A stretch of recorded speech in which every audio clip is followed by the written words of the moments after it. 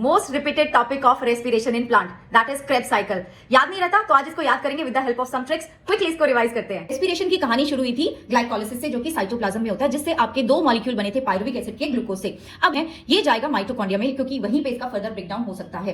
अब ये सोचता है कि यहाँ पे एक बड़ी हैपनिंग सी पार्टी चल रही है क्रेब्स साइकिल की, लेकिन क्रेब्स साइकिल की पार्टी में इसको अलाउड नहीं है जाना, क्यों? इसके पास ड्रेस कोड ठीक नहीं है, तो इसको अपने आप को बदलना पड़ेगा। ये बदलता है एसिटाइल कोए में and then it participates in the Krebs cycle, जहां पे कंप्लीट ऑक्सीडेशन हो जाएगा। अच्छा, ये है तुम्हारा क्रेब्स साइकिल। देखो पहला स्टेप में क्या हो रहा है, ऑक्सैलो एसिटिक एसिड और एसिटाइल कोए मिलते हैं with the help of citrate synthase, वो सिट्रिक एसिड बनाते हैं, which is a 6 carbon compound. ठीक है, देखो यहाँ पे ये दोनों सिट्रेट और आइसोसिट्रेट 6 कार्बन के कंपाउंड है, एंड अल्फा कीटोग्लूटारेट अकेला 5 कार्बन का कंपाउंड है, बाकी सब 4 कार्बन वाले हैं। लेकिन इसको याद रखना है, तो कैसे याद रखोगे? इस ट्रिक से। Citrate is Krebs starting substrate for making oxalo acetate. एक और चीज आपको याद रखनी होती है कि कहां से CO2 निकल रहा है और कहां से NADH निकल रहा है। तो भाई पहले स्टेप में तो कुछ नहीं होगा, ठीक है, पहले स्टेप में तो चलो सिट्रेट बन गया था, दूसरे स्टेप में भी कुछ नहीं हुआ, तीसरे स्टेप से चीजें बननी शुरू होंगी। जब आइसोसिट्रेट से अल्फा कीटोग्लूटारेट बनेगा तो CO2 NADH, अगले में भी CO2 NADH। अब तुम बोलो अब हमेशा तो ये नहीं होता रहेगा ना, तो तुमने क्या करा, सक्सिनाइल कोए बनाया और फिर उससे सक्सिनेट बना। एट तुमने कुछ खाया तो एनर्जी आएगी तो एनर्जी बनी ना, GTP या फिर ATP बाद में जो कन्वर्ट हो जाएगा।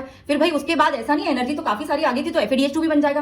अब सारी एनर्जी तुम्हारी खत्म हो चुकी है, इसलिए अगले स्टेप में कुछ नहीं बना। अब आगे देखो, मैलेट से जब ऑक्सैलो एसिटेट बनेगा तो फिर से NADH बनेगा। तो मोटा मोटा हम बोले तो फिर एक क्रेब्स साइकिल में 3 NADH बने तो एक ग्लूकोज के लिए 6 बन जाएंगे। एक क्रेब्स साइकिल में एक FADH2 बना तो एक ग्लूकोज के लिए 2, एंड इसी तरह से एक GTP तो एक ग्लूकोज के लिए 2 GTP बन जाएंगी और 4 CO2 बन जाएंगे। कुछ इंपॉर्टेंट पॉइंट्स जो आपको याद रखने चाहिए वो है कि क्रेब्स साइकिल शुरू होता है एसिटाइल कोए एंड ऑक्सैलो एसिटिक एसिड के कंडेंसेशन से।